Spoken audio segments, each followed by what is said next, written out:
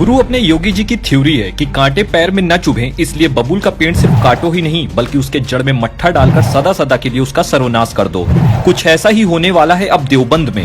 हाँ, वही देवबंद जो कभी आतंकी गतिविधियों और देश विरोधी घटनाओं का गढ़ माना जाता था, जहाँ से तालिबान एवं अन्य आतंकी संगठनों से सीधे संबंध होने की भी बात सामने आई थी। तो अब गुरु खबर ये है कि अपने योगी बाबा ने फतवों के शहर देवबंद में एटीएस सेंटर स्थापित करने का फैसला किया है, जहां एटीएस के करीब दर्जन भर से ज्यादा जवान तैनात किए जाएंगे एवं एटीएस जवानों की ट्रेनिंग भी करवाई जाएगी।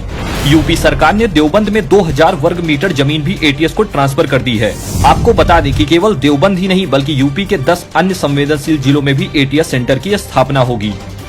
लेकिन जब से बाबा योगी ने देवबंद में एटीएस सेंटर खोलने का फैसला किया है, तब से तालिबानी सोच रखने वाले फतवा ब्रिगेड कंपनी में डर का माहौल है।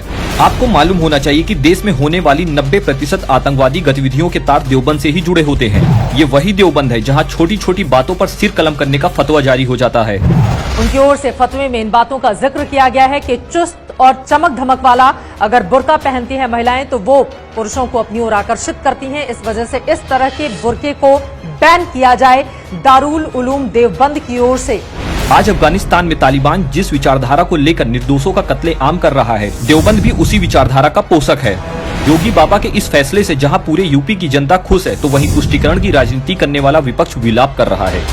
सपा नेता राम गोविंद चौधरी ने तो यहां तक कह दिया कि मुसलमानों को डराने के लिए सरकार ये कर रही है। सपा नेता राम गोविंद चौधरी का बड़ा बयान आया। उन्होंने कहा कि ये डराने के लिए एटीएस हेडक्वार्टर बनाया गया है। सपा, बसपा और कांग्रेस का यह विरोध बताता है कि कहीं न कहीं ये लोग उस तालिबानी विचारधारा का समर्थन करते हैं।